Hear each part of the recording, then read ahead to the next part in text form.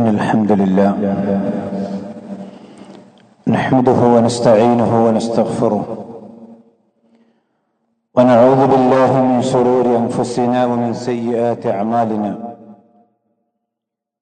من يهده الله فلا مضل له ومن يضلل فلا هادي له. وأشهد أن لا إله إلا الله وحده لا شريك له. وأشهد أن محمدا عبده ورسوله. اللهم صل على محمد وعلى آل محمد كما صليت على إبراهيم وعلى آل إبراهيم إنك حميد مجيد. اللهم بارك على محمد وعلى آل محمد كما باركت على إبراهيم وعلى آل إبراهيم إنك حميد مجيد.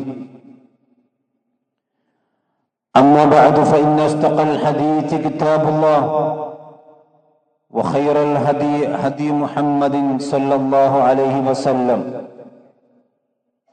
وشر الأمور محدثاتها وكل محدثة بدعة وكل بدعة ضلالة وكل ضلالة في النار. يا أيها الذين آمنوا اتقوا الله حق تقاته ولا تموتن إلا وأنتم مسلمون. يا أيها الناس اتقوا ربكم الذي خلقكم من نفس واحدة وخلق منها زوجها وبث منهما رجالا كثيرا ونساء واتقوا الله الذي تساءلون به والأرحام إن الله كان عليكم رقيبا. يا أيها الذين آمنوا اتقوا الله وقولوا قولا سديدا يصلح لكم أعمالكم ويغفر لكم ذنوبكم ومن يطع الله ورسوله فقد فاز فوزا عظيما.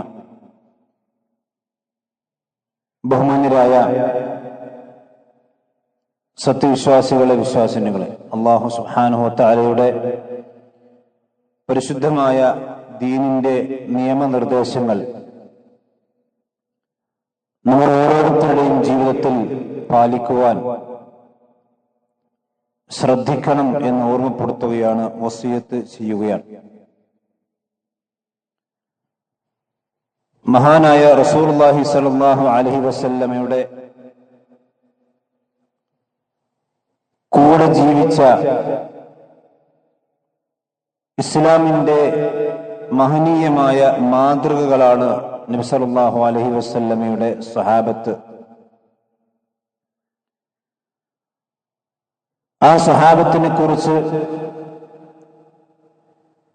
അല്ലാഹു സുബ്ഹാനഹു വ തആല അവന്റെ വിശുദ്ധ ഖുർആനിൽ ഒരുപാട് സ്ഥലങ്ങളിൽ നമുക്ക് ഗുണപാഠമാകുന്ന രീതിയിൽ വിശദീകരിക്കുകയും നമ്മെ പഠിപ്പിക്കുകയും ചെയ്തിട്ടുണ്ട്. വിശ്വാസികൾക്കുണ്ടായിരിക്കേണ്ട വിശ്വാസദാർഢ്യതയും ആത്മാർത്ഥതയും അതുപോലെ തന്നെ ദീനിനോടുള്ള കൂറും പരലോക വിശ്വാസം സത്യമാണ് എന്ന അചഞ്ചലമായ ഈമാനും ഇതിന്റെ എല്ലാം വലിയ ഉദാഹരണങ്ങളായിരുന്നു റസൂലുള്ളാഹി സ്വല്ലല്ലാഹു അലൈഹി വസല്ലമയുടെ സ്വഹാബത്ത്.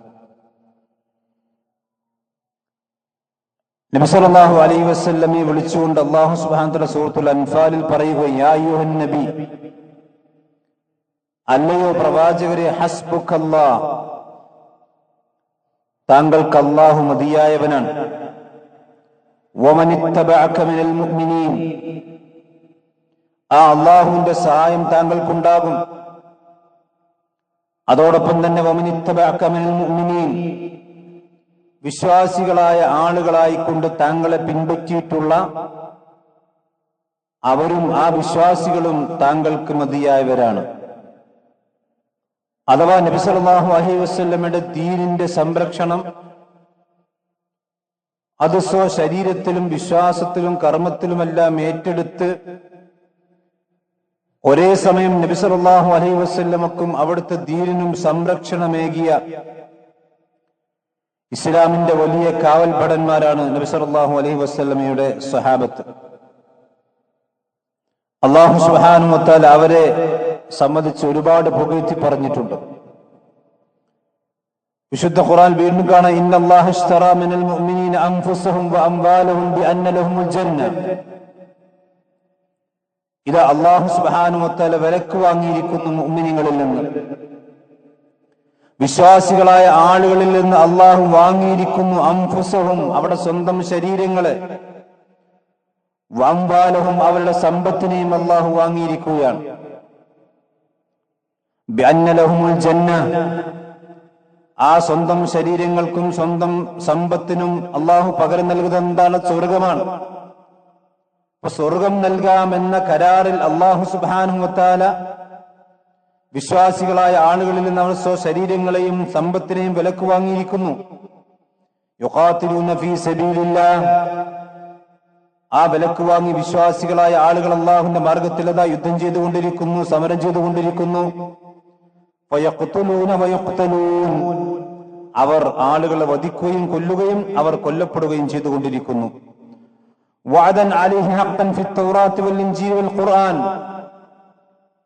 ഇത് വിശുദ്ധ ഖുർആൻ മാത്രമല്ല, തൗറാത്തിലും ഇഞ്ചീലിലുമെല്ലാം അല്ലാഹു സുബ്ഹാനഹു വ തആല നൽകിയ ഒരു വഅദാണ്, വാഗ്ദാനമാണ്, സത്യവാഗ്ദാനമാണ്. വമൻ ഔഫാ ബിഅഹ്ദിഹി മിനല്ലാഹ്, ആ പടച്ച റബ്ബിന്റെ അടുക്കൽ നിന്നുള്ള വാഗ്ദാനത്തെ ആരെങ്കിലും നിറവേറ്റിയാൽ അള്ളാഹുവിങ്കൽ നിന്ന് നിങ്ങൾ വാങ്ങിയിരിക്കുന്ന ആ കച്ചവടത്തെ, ആ ബൈഅനെ, കരാറ് കൊണ്ട് നിങ്ങൾ സന്തോഷിച്ചു കൊള്ളുക.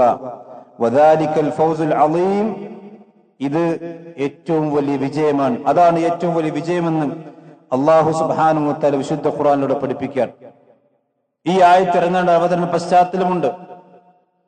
നബി സല്ലല്ലാഹു അലൈഹി വസല്ലമയുടെ പ്രബോധന കാലഘട്ടത്തിന്റെ തുടക്കം അഖബ ഉടമ്പടി നടക്കുകയാണ്. അഖബ ഉടമ്പടിയിൽ ആദ്യത്തേതിൽ വെറും 14 ആളുകളാണ് പങ്കെടുത്തത്. അഖബ ഉടമ്പടി എന്ന് പറഞ്ഞ ജംറത്തുൽ അഖബയുടെ ഹജ്ജിന് പോയ ആളുകൾക്കറിയാം, അഥവാ ജംറത്തുൽ ഖുബറ, ദുൽഹിജ്ജ 10 അന്ന് കല്ലെറിയേണ്ട ജംറത്തുൽ ഖുബറയിലാണ്. ആ ജംറത്തുൽ ഖുബറക്കാണ് ജംറത്തുൽ അഖബ എന്ന് പറയാം. ആ അഖബയുടെ സമീപത്താണ് നബി സല്ലല്ലാഹു അലൈഹി വസല്ലമ മദീനയിൽ നിന്ന്, യസ്രിബിൽ നിന്ന് ഹജ്ജിന് വേണ്ടി വന്ന ആളുകളുമായി കൊണ്ട് നബി സല്ലല്ലാഹു അലൈഹി വസല്ലം കരാറുണ്ടാക്കാൻ, ഇസ്ലാമിക പ്രബോധനത്തിന്റെ കരാർ. ആദ്യത്തെ കരാറിൽ പങ്കെടുത്ത 14 ആളുകളാണ്. അതിൽ അബ്ദുല്ലാഹി ഇബ്നു റവാഹ റളിയല്ലാഹു അൻഹു പറയുന്നു, യാ റസൂലല്ലാഹി ഇസ്തരിത് ലിറബ്ബിക വലിനഫ്സിക മാ ശിഅത.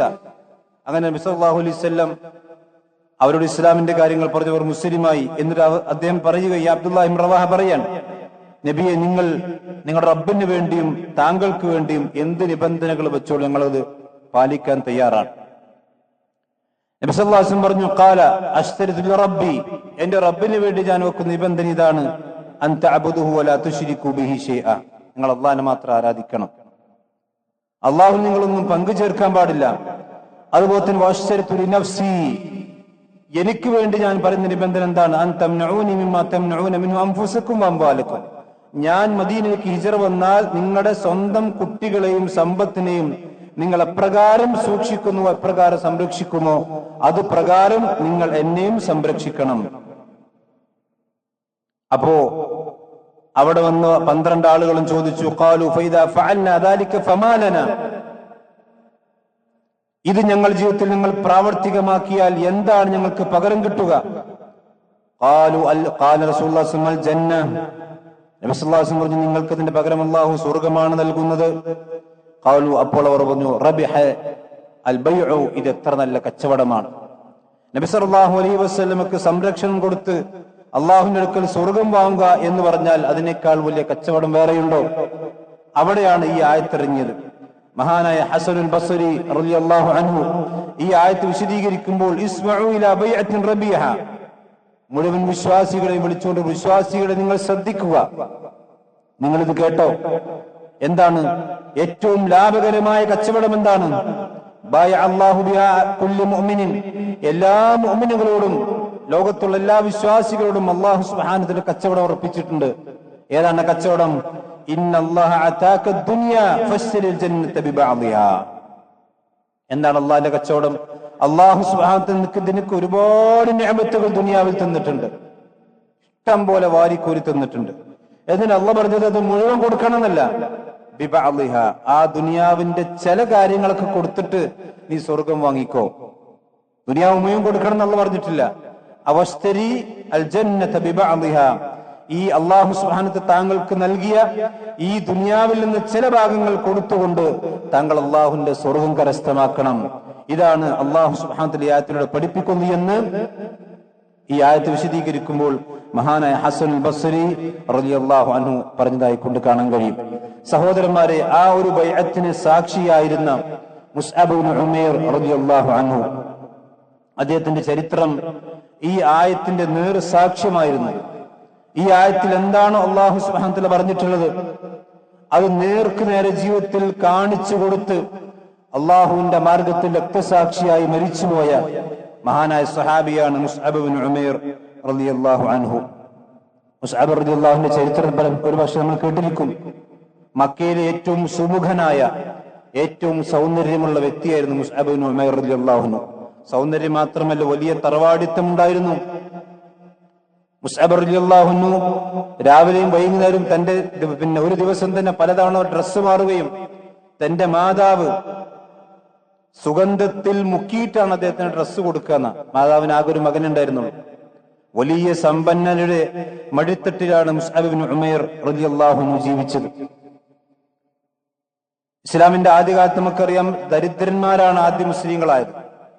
അമ്മാറിനെ പോലെ, ബിലാലിനെ പോലെ, ഖബ്ബാബ് റളിയല്ലാഹുവിനെ പോലെയുള്ള മക്കയിലെ പരമദരിദ്രരാണ് ആദ്യ കാലഘട്ടത്തിൽ ഇസ്ലാമിലേക്ക് കയറി വന്നത്.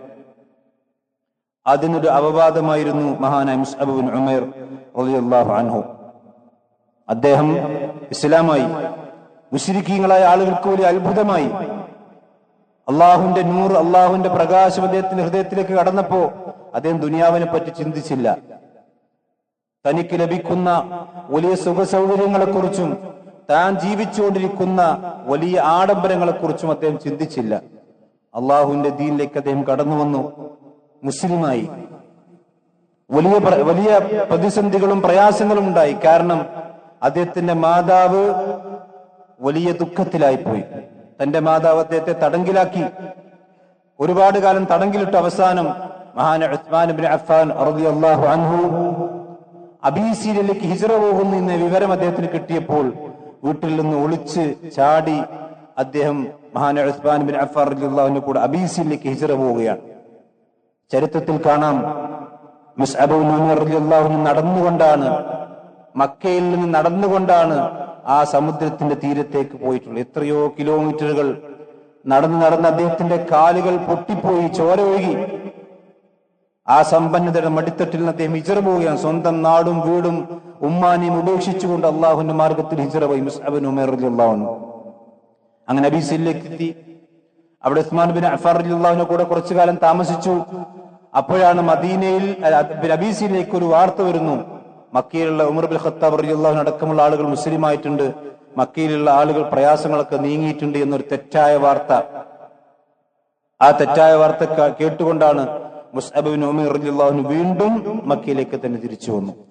പക്ഷെ വന്നു നോക്കുമ്പോ വാർത്ത തെറ്റായിരുന്നു മനസ്സിലായി. പീഡനങ്ങൾക്കുമേൽ പീഡനമാണ് അദ്ദേഹം സഹിച്ചത്. ആ കാലഘട്ടത്തിലാണ് ഈ ഉടമ്പടി, ബൈഅത്തുൽ അഖബ എന്ന് പറയുന്ന ഉടമ്പടി നടക്കുന്നത്. ഈ 12 ആളുകൾ റസൂലുള്ളാഹി സ്വല്ലല്ലാഹു അലൈഹി വസല്ലമയുടെ കൂടെ ബൈഅത്ത് നടത്തിയപ്പോൾ ആവശ്യം ഉന്നയിച്ചു. ഞങ്ങൾ തിരിച്ചു പോകുന്ന യസ്രിബിലേക്കാണ്, മദീനയിലേക്കാണ്. അവിടെ ഞങ്ങൾക്ക് പ്രബോധനത്തിന് ഒരാൾ വേണം. അവിടുത്തെ ആളുകൾ ദഅവത്ത് നടത്താൻ ഞങ്ങൾക്ക് ഒരാൾ വേണം. ഞങ്ങൾക്ക് ദീൻ പഠിപ്പിച്ചു തരാൻ ഒരാൾ വേണം. ഞങ്ങൾക്ക് നമസ്കാരത്തിന് നേതൃത്വം കൊടുക്കാൻ ഒരു നേതാവിനെ വേണം, ഇമാമിനെ വേണം. നബി സല്ലല്ലാഹു അലൈഹി വസല്ലമക്ക് രണ്ടാമതൊന്നും ആലോചിക്കേണ്ടി വന്നില്ല. നബി സല്ലല്ലാഹു അലൈഹി വസല്ലമ മദീനയിലേക്കുള്ള ഇമാമായിക്കൊണ്ട് ആദ്യത്തെ സഫീർ, റസൂലുള്ളാഹി സ്വല്ലല്ലാഹു അലൈഹി വസല്ലമയുടെ ആദ്യത്തെ ഗവർണറാണ് മുസ്അബ് ഇബ്നു ഉമൈർ റളിയല്ലാഹു അൻഹു. വേറെയും ഒരുപാട് സഹാബത്ത് ഇസ്ലാമായിട്ടുണ്ട്. പക്ഷെ എന്തുകൊണ്ടാണ് മുസ്അബ് ഇബ്നു ഉമൈറിനെ അദ്ദേഹം റസൂലുള്ളാഹി സ്വല്ലല്ലാഹു അലൈഹി വസല്ലം തെരഞ്ഞെടുത്തത്? ചരിത്രത്തിൽ കാണാൻ 3 കാരണങ്ങളാണ് അതിനുള്ളത്. ഒന്ന്, മുസ്അബ് ഇബ്നു ഉമൈർ അതീവ ബുദ്ധിശാലിയായിരുന്നു, നല്ല ബുദ്ധിയുള്ള മനുഷ്യനായിരുന്നു. അതുകൊണ്ട് തന്നെ ജൂതന്മാരുടെ അടുക്കിലേക്കാണ് ചെല്ലുന്നത്. തനിച്ച കുതന്ത്രത്തിന്റെയും ചതിയുടെയും വഞ്ചനയുടെയും ആളുകളാണ് ജൂതന്മാർ എന്ന് റസൂലുള്ളാഹി സ്വല്ലല്ലാഹു അലൈഹി വസല്ലം നല്ലോണം അറിയാം. ആ ചതിക്കും വഞ്ചനക്കും പകരം പിടിച്ചു നിൽക്കണമെങ്കിൽ നല്ല ബുദ്ധി വേണം. ബുദ്ധിപരമായിക്കൊണ്ട് ദഅവത്ത് നടത്തണം. അതിന് മുസ്അബ് ഇബ്നു ഉമൈറിനേക്കാൾ മികച്ച ഒരാൾ മക്കയിലൊന്നും ഉണ്ടായിരുന്നില്ല. മുസ്അബ് ഇബ്നു ഉമൈർ റളിയല്ലാഹു അൻഹുവിന്റെ ഒന്നാമത്തെ ക്വാളിറ്റി അതാണ്. രണ്ടാമത്തെ മുസ്അബ് ഇബ്നു ഉമൈർ റളിയല്ലാഹു അൻഹു അതീവ ധൈര്യശാലിയും ധീരനുമായിരുന്നു. ആരെയും പേടിക്കൂല.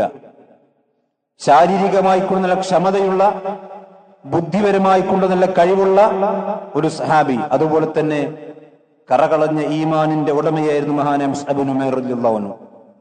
തന്റെ സമ്പത്തും തന്റെ എല്ലാം വിട്ടേച്ചുകൊണ്ട് അല്ലാഹു സുബ്ഹാനഹു വ തആലയുടെ ദീനിന് വേണ്ടി മാത്രം ഇറങ്ങി പുറപ്പെട്ട, ആ ദീനിന് വേണ്ടി എന്ത് ത്യാഗവും സഹിക്കാൻ സന്നദ്ധനായ ഒരു ഹിജറ കഴിഞ്ഞ് മടങ്ങി വന്ന ഒരു സഹാബിയാണ് മുസ്അബ് ഇബ്നു ഉമൈർ റളിയല്ലാഹു അൻഹു. അദ്ദേഹമാണ് അദ്ദേഹത്തെയാണ് നബി സല്ലല്ലാഹു അലൈഹി വസല്ലമ മദീനയിലേക്ക് പറഞ്ഞേക്കുന്നത്. വളരെ ബുദ്ധിപൂർവമാണ് മഹാനായ മുസ്അബ് ഇബ്നു ഉമൈർ റളിയല്ലാഹു അൻഹു അവിടെ മദീനയിൽ ദഅവത്ത് നടത്തിയത്. കാരണം നബി സല്ലല്ലാഹു അലൈഹി വസല്ലമക്ക് ഹിജറ പോകാൻ ഏകദേശം സമയമാകുന്നതിന് മുമ്പ് ആ മദീനയെ മുഴുവനും ഇസ്ലാമിന് അനുകൂലമായി കൊണ്ട് പാകപ്പെടുത്തിയെടുക്കുക എന്ന വലിയ ദൗത്യമാണ് നബി സല്ലല്ലാഹു അലൈഹി വസല്ലം മുസ്അബ് ഇബ്നു ഉമൈറിനെ ഏൽപ്പിച്ചത്. ചെറിയ ദൗത്യമല്ല. നബി സല്ലല്ലാഹു അലൈഹി വസല്ലം മദീനയിലേക്ക് ഹിജറ എത്തുമ്പോഴേക്കും അവിടെ ഇസ്ലാമിന് അനുകൂലമായ സാഹചര്യം ഉണ്ടാക്കണം. പ്രവാചകൻ സല്ലല്ലാഹു അലൈഹി വസല്ലമക്ക് സംരക്ഷണം ഉണ്ടാകുന്ന ഒരു അവസ്ഥ ഉണ്ടാക്കണം. ഇങ്ങനെ എല്ലാം ഉണ്ടാക്കണം. അതിന് മഹാനായ മുസ്അബ് ഇബ്നു ഉമൈർ റളിയല്ലാഹു അൻഹുവിനെ നബി സല്ലല്ലാഹു അലൈഹി വസല്ലം തെരഞ്ഞെടുക്കുകയാണ്. അങ്ങനെ മുസ്അബ് ഇബ്നു ഉമൈർ റളിയല്ലാഹു അൻഹു അവിടെ എത്തി. ഇസ്ലാമിലെ ഒന്നാമത്തെ മുഹാജിറാണ് മുസ്അബ് ഇബ്നു ഉമൈർ റളിയല്ലാഹു അൻഹു. ആദ്യമായി കൊണ്ട് മദീനയിലേക്ക് ഹിജ്റ പോയ വ്യക്തി അദ്ദേഹമാണ്. നബി സല്ലല്ലാഹു അലൈഹി വസല്ലമയുടെ ആദ്യത്തെ സഫീർ, ആദ്യത്തെ ഗവർണർ മുസ്അബ് ഇബ്നു ഉമൈർ റളിയല്ലാഹു അൻഹു ആണ്. അവിടെ എത്തിയിട്ട് അവിടുത്തെ ആളുകൾക്ക് അദ്ദേഹം ഖുർആൻ ഓതി കൊടുത്തു. ഓരോ വീടുകൾ കയറി ഇറങ്ങി അവിടെ മഹാനായ മുസ്അബ് ഇബ്നു ഉമൈർ റളിയല്ലാഹു അൻഹു ദഅവത്ത് നടത്താണ്. ഒരു പേടി അദ്ദേഹത്തിനില്ല. എത്ര ആളുകളാണ് അദ്ദേഹത്തിന്റെ കരങ്ങളോട് ഇസ്ലാം സ്വീകരിച്ചത്. മഹാനായ സഅദ് ഇബ്നു മുആദ് റളിയല്ലാഹു അൻഹു. സഅദ് ഇബ്നു മുആദ് ആരാണ്? നാം മുമ്പ് വിശദീകരിച്ചിട്ടുണ്ട്. അള്ളാഹുവിന്റെ അർശ് പോലും ആ സഅദ് റളിയല്ലാഹു അൻഹുവിന്റെ റൂഹിനെ സ്വീകരിക്കാൻ വേണ്ടി കിടുങ്ങിപ്പോയി എന്ന് നബി സല്ലല്ലാഹു അലൈഹി വസല്ലം പറഞ്ഞിട്ടുള്ള സഅദ് ഇബ്നു മുആദ് റളിയല്ലാഹു അൻഹു അദ്ദേഹം ഇസ്ലാമാകാൻ കാരണം ഈ മുസ്അബ് ഇബ്നു ഉമൈർ റളിയല്ലാഹു അൻഹു ആണ്. മുസ്അബ് ഇബ്നു ഉമൈർ അദ്ദേഹത്തിന്റെ ദഅവത്തിലൂടെയാണ് സഅദ് ഇബ്നു മുആദ് റളിയല്ലാഹു അൻഹു ഇസ്ലാമിലേക്ക് കടന്നത്. ഒരുപാട് ആളുകൾ, ഒരുപാട് കുടുംബങ്ങൾ, ഒരുപാട് ഗോത്രങ്ങൾ അദ്ദേഹത്തിന്റെ ദഅവത്തിലൂടെ ഇസ്ലാമിലേക്ക് കടന്നു വന്നു. കാരണം ബുദ്ധിപരമായി വിശുദ്ധ ഖുർആൻ ഓതിക്കൊടുത്തുകൊണ്ട് മദീനയെ ശരിക്കൊരു റസൂലുള്ളാഹി സ്വല്ലല്ലാഹു അലൈഹി വസല്ലമയുടെ ദഅവത്തിനും പ്രവാചകന്റെ വരവിനും അവിടുത്തെ ഭൂമി ഒരുക്കുക എന്ന വലിയ ദൗത്യമായിരുന്നു മഹാനായ മുസ്അബ് ഇബ്നു ഉമൈർ റളിയല്ലാഹു അൻഹു അവിടെ നടത്തിയത്. അദ്ദേഹം പോകുന്ന സന്ദർഭത്തിൽ, ഹിജ്റ പോകുകയാണെന്ന് അറിഞ്ഞ സന്ദർഭത്തിൽ അദ്ദേഹത്തിന്റെ മാതാവിന്റെ ചരിത്രം നമുക്ക് കാണാൻ കഴിയും. കാരണം മാതാവ് തരിച്ച് മുശ്രിക്കത്തായിരുന്നു. ഒരു നിലക്കും ഇസ്ലാം സ്വീകരിക്കാൻ ഒരു സന്നദ്ധതയും ഇല്ലാത്ത സ്ത്രീയായിരുന്നു അദ്ദേഹം അബീസിൽ തിരിച്ചു വന്ന് മക്കയിലേക്ക് എത്തി. അങ്ങനെ മദീനയിലേക്ക് പോവുകയാണെന്ന് അറിഞ്ഞപ്പോൾ അവർ പറഞ്ഞു, നീ നിന്റെ മതം സാബിഈ മതം ഉപേക്ഷിക്കാതെ ഞാൻ ഒരിക്കലും ഇനി ഭക്ഷണം കഴിക്കൂല. ഞാൻ ഇവിടെ കടന്ന് പട്ടിണി കിടന്ന് മരിക്കും. അതുകൊണ്ട് മുഹമ്മദിന്റെ മതം നീ ഒഴിവാക്കുകയില്ലാതെ നിർവാഹമില്ല. അദ്ദേഹം പറഞ്ഞു, ഉമ്മ, നിങ്ങളോട് എനിക്ക് സ്നേഹമുണ്ട്, ബഹുമാനമുണ്ട്, ആദരവുണ്ട്, എല്ലാമുണ്ട്. പക്ഷെ എനിക്ക് നിങ്ങളെക്കാൾ ഇഷ്ടം അള്ളാഹുവിനെയും അവന്റെ പ്രവാചകനെയുമാണ്. അള്ളാഹുവിനെയും അവന്റെ പ്രവാചകനെയുമാണ് ഞാൻ അധികമായിക്കൊണ്ട് ഇഷ്ടപ്പെടുന്നത്, സ്നേഹിക്കുന്നത്. അതുകൊണ്ട് എന്റെ ഉമ്മാക്ക് 1000 തടികളുണ്ടെങ്കിലും ആ തടികൾ ഓരോന്നോരോന്നായിക്കൊണ്ട് മരിച്ചു വീണാലും ഈ മുസ്അബ് ഇബ്നു ഉമൈർ ഈ ദീനിൽ നിന്ന് പിന്മാറുകയില്ല എന്ന് ആ തന്റെ ഉമ്മയുടെ മുഖത്ത് നോക്കി പറയാൻ മഹാനായ മുസ്അബ് ഇബ്നു ഉമൈർ റളിയല്ലാഹു അൻഹു സാധിച്ചത്. സ്വർഗമുണ്ട്, അള്ളാഹു ഉണ്ട്, ദീന് ശരിയാണ്. ഈ ദുനിയാവിന് എത്ര സുഖ സൗകര്യങ്ങൾ ഒഴിവാക്കിയാലും അതിന്റെ എല്ലാം പകരം പടച്ചറബ് എനിക്ക് സ്വർഗത്തിൽ നൽകുമെന്ന അചഞ്ചലമായ വിശ്വാസത്തിന്റെ ഉടമയായിരുന്നു മുസ്അബ് ഇബ്നു ഉമൈർ റളിയല്ലാഹു അൻഹു. അതുകൊണ്ടാണ് അല്ലാഹു സുബ്ഹാനഹു വ തആല ഇന്നല്ലാഹ ഇശ്തറാ മിനൽ മുഅ്മിനീന അംവാലഹും വഅൻഫുസഹും വഅംവാലഹും ബിഅന്ന ലഹുമുൽ ജന്ന. ഇത് ജീവിതത്തിൽ പ്രാവർത്തികമാക്കിയ ഒരു സഹാബിയായിരുന്നു മുസ്അബ് ബിൻ ഉമർ റളിയല്ലാഹു അൻഹു. സ്വന്തം ശരീരവും സ്വന്തം സമ്പത്തും അള്ളാഹുവിന് കൊടുത്ത് അള്ളാഹുവിന്റെ അടുക്കൽ നിന്ന് സ്വർഗം വാങ്ങിയവർ വിശ്വാസികളായ ആളുകളെ കൂടെയുണ്ട്. അങ്ങനെ നബി സല്ലല്ലാഹു അലൈഹി വസല്ലം മദീനയിലേക്ക് ഹിജ്റ വരുമ്പോഴേക്കും ആ മദീന പാകപ്പെട്ടിരുന്നു. കാരണം അവിടെ ഔസ് ഖസറജ് 2 ഗോത്രങ്ങളാണ്. ഈ 2 അറബി ഗോത്രങ്ങളെ ജൂതന്മാർ ബുദ്ധിപരമായി കൊണ്ട് ഉപയോഗിക്കുകയും ഈ 2 ആളുകൾക്കിടയിലും എന്നും യുദ്ധമാണ്. പരസ്പരം പോരടിപ്പിച്ച് ഈ ജൂതന്മാർ അവിടെ ലക്ഷ്യം നേടുക എന്നത് അന്നും ഇന്നും പതിവാണ്. അങ്ങനെ മുസ്അബ് ബിൻ ഉമർ വളരെ ബുദ്ധിപരമായി പ്രവർത്തിക്കുകയും ഈ 2 ഗോത്രങ്ങൾക്കിടയിൽ വലിയ സുൽഹുണ്ടാക്കാൻ വേണ്ടി ശ്രമിക്കുകയും ചെയ്തു. അങ്ങനെയാണ് മദീനയെ റസൂലുള്ളാഹി സ്വല്ലല്ലാഹു അലൈഹി വസല്ലം കീഴടങ്ങുന്നത്. നബി സല്ലല്ലാഹു അലൈഹി വസല്ലം വന്നു. അങ്ങനെ ബദറിന്റെ രണാങ്കളം സംഭവിക്കുകയാണ്. മഹാനായ മുസ്അബ് ബിൻ ഉമർ റളിയല്ലാഹു അൻഹു ആണ് അതിൽ പടനായകനായിക്കൊണ്ട് നബി സല്ലല്ലാഹു അലൈഹി വസല്ലം നിയോഗിച്ചത്. കാരണം അദ്ദേഹത്തിന്റെ ബുദ്ധിയും അദ്ദേഹത്തിന്റെ തന്റേടവും അദ്ദേഹത്തിന്റെ ധൈര്യവുമാണ് നബി സല്ലല്ലാഹു അലൈഹി വസല്ലമയെ ആ അത്തരം ഒരു സെലക്ഷന് പ്രേരിപ്പിച്ച് നമ്മൾ മനസ്സിലാക്കണം.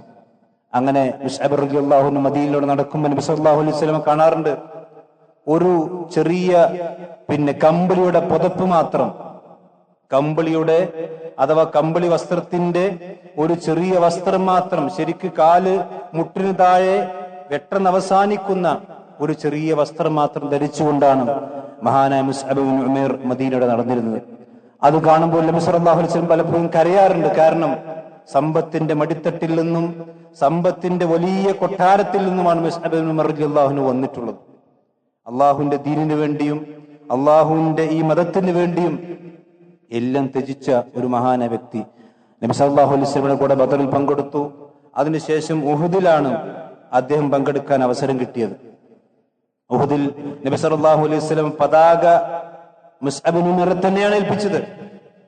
കാരണം ബദർ പോലെയല്ല ഉഹുദ്. കാരണം മദീനയുടെ കുറച്ചുകൂടി അടുത്താണ് ഉഹുദ്. ബദർ കുറച്ച് 100-150 കിലോമീറ്റർ അപ്പുറത്താണ്. മദീനക്ക് ഭീഷണിയാകുന്ന ഒരു യുദ്ധമാണ് ശരിക്കും ഉഹുദ് യുദ്ധം. നമുക്കറിയാലോ, മദീന നോക്കിയാൽ തന്നെ കാണുന്ന സ്ഥലത്താണ് ഉഹുദ് ഉള്ളത്. അഥവാ ശത്രുക്കൾ മദീനയുടെ അടുത്തേക്ക് വന്നിട്ടുണ്ട്. ആ സന്ദർഭത്തിൽ മുസ്ലിമീങ്ങൾക്ക് പറ്റുന്ന എന്തൊരു പാളിച്ചയും അത് മദീനക്ക് വലിയ അപകടം ഉണ്ടാക്കും. അത് നബി സല്ലല്ലാഹു അലൈഹി വസല്ലം നല്ലോണം അറിയാം. അതുകൊണ്ട് തന്നെ നല്ല ബുദ്ധിശാലിയായ നല്ല തന്ത്രജ്ഞനായ ഒരു വ്യക്തിയാണ് പ്രവാചകൻ സല്ലല്ലാഹു അലൈഹി വസല്ലം യുദ്ധത്തിന്റെ സേനാ നായകനാക്കിക്കൊണ്ട് തെരഞ്ഞെടുത്തത്. അത് മുസ്അബ് ബിൻ ഉമൈർ റളിയല്ലാഹു അൻഹു ആയിരുന്നു. മുസ്അബ് ബിൻ ഉമൈർ റളിയല്ലാഹു അൻഹു യുദ്ധം ചെയ്യാൻ വേണ്ടി അദ്ദേഹത്തിന്റെ വലത് കൈയിൽ പതാക പിടിച്ചു. അദ്ദേഹം ശത്രുക്കളുടെ സൈന്യത്തിന്റെ അടുക്കിലേക്ക് ചെന്നു.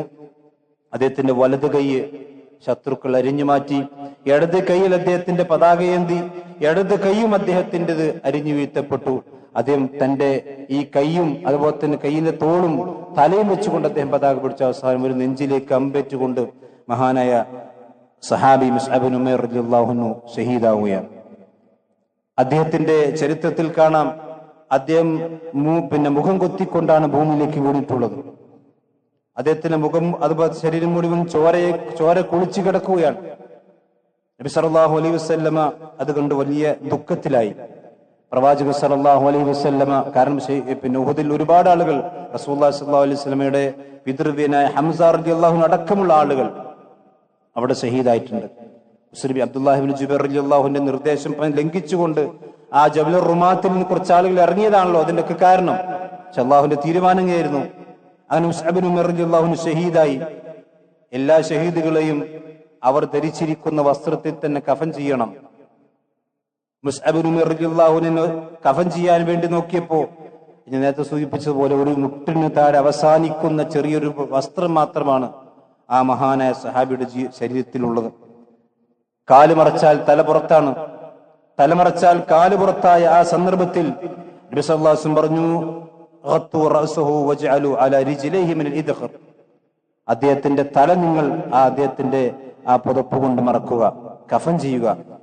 അദ്ദേഹത്തിന്റെ കാല് നിങ്ങൾ ഇദ്ഖർ പുല്ലുകൊണ്ട് കുറച്ച് പുല്ലെടുത്തിട്ട് പുല്ല് മറച്ചുകൊണ്ട് നിങ്ങൾ അദ്ദേഹത്തെ കഫൻ ചെയ്ത് ഖബറിലേക്ക് ഇറക്കുക. ഉഹുദിന്റെ ശുഹദാക്കളിൽ നിന്നും ആദ്യമായി കൊണ്ട് നബി സല്ലല്ലാഹു അലൈഹി വസല്ലം മറമാടിയത് മുസ്അബ് ബിൻ ഉമൈർ റളിയല്ലാഹു അൻഹുവിനെയാണ്. കാരണം അദ്ദേഹമാണ് ആദ്യ ഷഹീദായത് ഉഹുദിൽ. കാരണം അദ്ദേഹമാണ് നേതാവ്. നബി സല്ലല്ലാഹു അലൈഹി വസല്ലം അദ്ദേഹത്തിന്റെ സഹാബത്തും അതുപോലെ തന്നെ ഹംസ റളിയല്ലാഹു അൻഹു അടക്കമുള്ള ആളുകൾ അവരൊക്കെ അവിടെ മയ്യത്തിങ്ങനെ നബി സല്ലല്ലാഹു അലൈഹി വസല്ലമ മുന്നിൽ നിർത്തിയിട്ട് പ്രവാചകൻ സല്ലല്ലാഹു അലൈഹി വസല്ലം ഒരു ആയത്ത് ഓതുകയാണ്. മിനൽ മുഅ്മിനീന റിജാലുൻ സദഖൂ മാ അഹദുല്ലാഹ്. വിശ്വാസികളായ ആളുകളിൽ ചില ആളുകളുണ്ട്, അവർ അള്ളാഹുവിനോടുള്ള കരാർ സത്യപ്പെടുത്തിയവരാണ്. അള്ളാഹു സുബ്ഹാനഹു വ തആല അവരോട് വാങ്ങിയ കരാറിനെ അവർ സത്യപ്പെടുത്തിയവരാണ്. സദഖൂ മാ അഹദുല്ലാഹ്. വമിൻഹും മൻ ഖളാ നഹ്ബഹു. അതിൽ ചില ആളുകൾ അവരുടെ കരാർ പൂർത്തീകരിച്ചതാ പോവുകയാണ്. ഫമിൻഹും മൻ ഖളാ നഹ്ബഹു.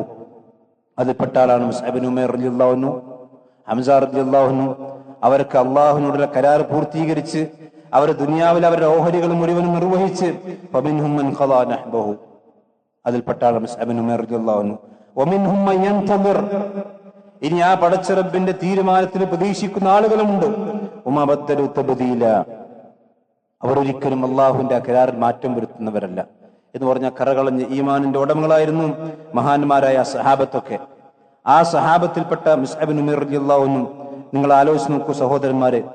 അദ്ദേഹം ഏറ്റവും ആ കൊട്ടാരത്തിന്റെ കൊട്ടാര സമാനമായ എത്രയോ വലിയ സമ്പത്തിന്റെ മടിത്തട്ടിൽ നിന്നാണ് അദ്ദേഹം റസൂലുള്ളാഹി സ്വല്ലല്ലാഹു അലൈഹി വസല്ലം മുമ്പിലേക്ക് ഒരു ഷഹീദായി തന്റെ വസ്ത്രം പോലും തന്റെ ശരീരം മറക്കാൻ മാത്രമില്ലാത്ത അത്രവിധം ഒരു പാമരനായിക്കൊണ്ട് ലോകത്തോട് വിട പറഞ്ഞിട്ടുള്ളത്. ഈ മുസ്അബ് ഇബ്നു ഉമൈർ റളിയല്ലാഹു അൻഹുവിന്റെ ചരിത്രം കേൾക്കുമ്പോൾ നമ്മളിങ്ങനെ വലിയ വികാരഭരിതരായി നിൽക്കാനല്ല, ഇതൊക്കെ നമ്മളെ സംബന്ധിച്ചിടത്തോളം വലിയ പാഠമുണ്ട്. കാരണം തൗഹീദാണ് അദ്ദേഹത്തിന്റെ ഹൃദയത്തിലേക്ക് കയറിയത്. വെറും 15 വർഷക്കാലം മാത്രമാണ് അദ്ദേഹം ഇസ്ലാം ജീവിച്ചത്. വെറും 15 വർഷം. നബി സല്ലല്ലാഹു അലൈഹി വസല്ലം 13 കൊല്ലം, അതുപോലെ തന്നെ മക്കയിലും ബാക്കി 2 കൊല്ലം മദീനയിലും. 3-ാമത്തെ വർഷം അദ്ദേഹം ഷഹീദായി. ഈ 15 കൊല്ലത്തിനിടക്ക് എത്ര ആളുകളെയാണ് അദ്ദേഹം മരിച്ചു പോകുമ്പോൾ അദ്ദേഹത്തിന്റെ കൈകളാൽ മുസ്ലിങ്ങളായിട്ടുള്ളത്. മഹാനായ സഅദ് ബിൻ മുആദ് റളിയല്ലാഹു അൻഹു അടക്കമുള്ള അള്ളാഹുവിന്റെ അടുക്കൽ ഏറ്റവും പ്രഗത്ഭന്മാരായ, അള്ളാഹുവിന്റെ അർശ് പോലും കിടുങ്ങിപ്പോയ സഅദ് റളിയല്ലാഹു അൻഹു ഈ സഹാബിക്ക് മുസ്അബ് ഇബ്നു ഉമൈർ റളിയല്ലാഹു അൻഹു ഒരു മുതൽക്കൂട്ടാണ്. എത്ര ആളുകൾ വെറും 15 വർഷക്കാലം കൊണ്ട് ഒരു മനുഷ്യന് ഭൂമിയിൽ ഒരു വിശ്വാസിക്ക് നേടിയെടുക്കാവുന്ന എല്ലാ കാര്യങ്ങളും അദ്ദേഹം നേടിയെടുത്തു. പക്ഷെ ദുനിയാവ് അദ്ദേഹം ഒഴിവാക്കി.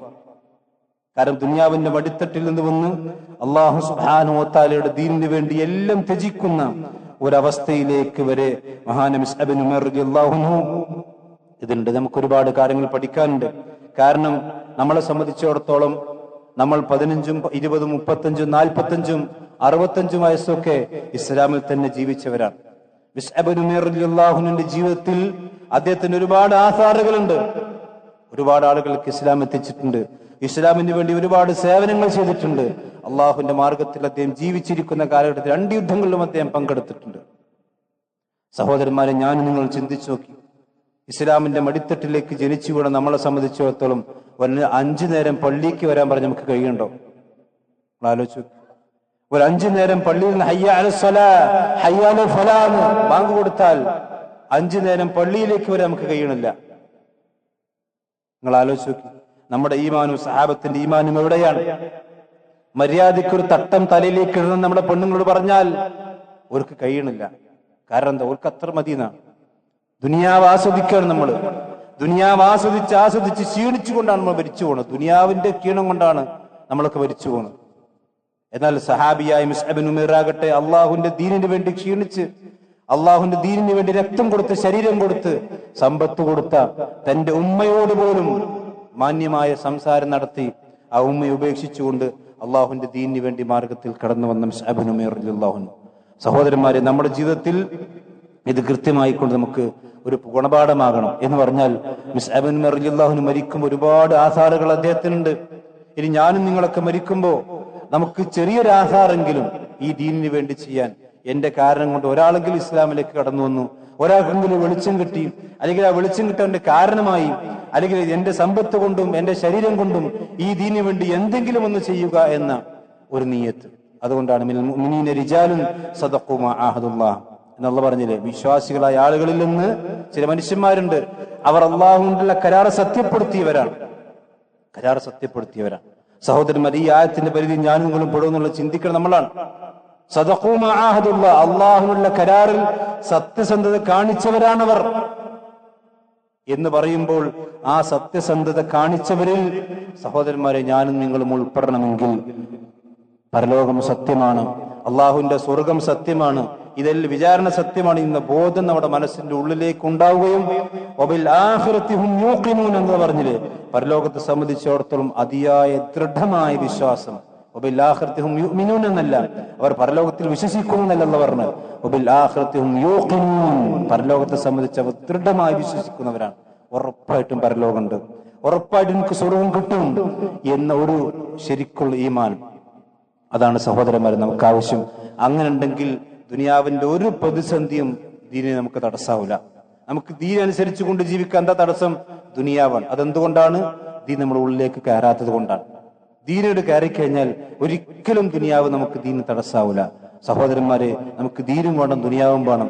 പക്ഷെ ദുനിയാവ് ഒരിക്കലും പരലോകത്തിന് തടസ്സമാകരുത്. മത്താഉൻ ഖലീൽ, ഇത് അല്ലാഹു സുബ്ഹാനഹു വ തആല എല്ലാം ഓർമ്മപ്പെടുത്തിയതാണ്. ഈ രീതിയിൽ അള്ളാഹുവിന്റെ ദീൻ അനുസരിച്ചു കൊണ്ട് ജീവിക്കാൻ അല്ലാഹു സുബ്ഹാനഹു വ തആല നമ്മയും നമ്മുടെ കുടുംബത്തെയും അനുഗ്രഹിക്കുമാറാവട്ടെ. ഇന്നൽ ഹംദുലില്ലാഹി വസ്സലാത്തു വസ്സലാമു അലാ റസൂലില്ലാഹി വഅലാ ആലിഹി വസ്ഹബിഹി അജ്മഈൻ. അമ്മാ ബഅദ്. ഒരിക്കൽ കൂടി അല്ലാഹു സുബ്ഹാനഹു വ തആലയെ സൂക്ഷിച്ചുകൊണ്ട് ജീവിക്കണം എന്നെല്ലാവരെയും ഓർമ്മപ്പെടുത്തുകയാണ്. ഇന്ത്യയിലെ മുസ്ലിമീങ്ങളുടെ അവസ്ഥ വളരെ പ്രയാസമായ ഘട്ടത്തിലൂടെയാണ് കടന്നുപോയിക്കൊണ്ട് നമുക്കറിയാം. ബാബരി മസ്ജിദിന്റെ പതനത്തിന് ശേഷം വലിയ പ്രയാസങ്ങൾ മുസ്ലിമീങ്ങൾക്കുണ്ടായി. അതിന്റെ കേസും കൂട്ടവും കാര്യങ്ങളൊക്കെ ആയി. ആ പള്ളി തകർക്കപ്പെട്ടു, അവിടെ ക്ഷേത്രം ഉയർത്തപ്പെടുന്ന അവസ്ഥയുണ്ടായി. നമ്മൾ വിചാരിച്ചത് ഒരു ബാബരി മസ്ജിദിൽ മാത്രം ഒതുങ്ങി നിൽക്കുമെന്ന്. പക്ഷെ ഇന്നത്തെ ഫാസിസ്റ്റ് ഗവൺമെന്റ് ഒരു പള്ളിക്ക് ശേഷം മറ്റേ പള്ളി എന്ന രീതിയിൽ ഇന്ത്യയിലുള്ള എല്ലാ പള്ളികളും കൈയടക്കി അതിനൊക്കെ അവകാശവാദം ഉന്നയിച്ച് അതിന്മേൽ കയ്യേറാൻ വേണ്ടിയുള്ള വളരെ ആസൂത്രിതമായ ശ്രമം ഒരു ഭാഗത്തും, ഇസ്ലാമിന്റെ വഖഫ് സ്വത്തുകളെ അത് കൈയടക്കി വെച്ച് അല്ലെങ്കിൽ ആ വഖഫ് തന്നെ ഇല്ലാതാക്കാനുള്ള പരിശ്രമങ്ങൾ മറുഭാഗത്തും നടത്തിക്കൊണ്ടിരിക്കുകയാണ്. നമുക്കറിയാം, ഏതാനും ദിവസങ്ങൾക്ക് മുമ്പ് മുസ്ലിമീങ്ങളായ ചില ചെറുപ്പക്കാർ പോലീസുകാരുടെ വെടിയേറ്റ് മരിച്ച അതിദാരുണമായ വാർത്തയാണ് യു.പിയിൽ നമ്മൾ കേട്ടത്.